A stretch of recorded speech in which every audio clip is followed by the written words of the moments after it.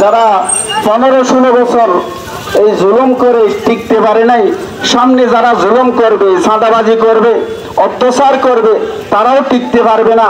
আমরা সকলেই জানি 15 বছর পর্যন্ত জুলুম করে যিনি টিকতে পারে নাই, শুধুমাত্র 22 দিন আন্দোলনের মাধ্যমে এই ফ্যাসিস্ট সরকার ফলানোর জন্য 10-15 মিনিটের সময় পায় নাই, তার প্রতিবেশী, তার আত্মীয় স্বজনও সুযোগ পায় নাই।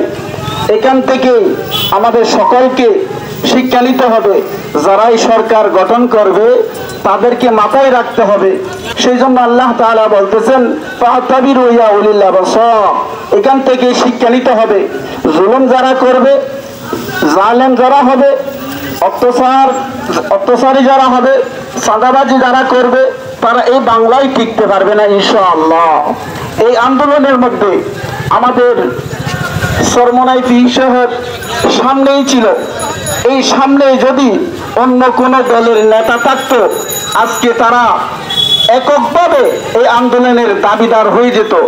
আলেম ওলামা মাদ্রাসার ছাত্ররাই এখানে জীবন দিয়ে এই আন্দোলনকে ছিনিয়ে নিয়ে আসছে, বিজয় লাভ করেছে। এই বিজয় আমাদেরকে রক্ষা করতে হবে, ঠিক কিনা বন্ধুরা?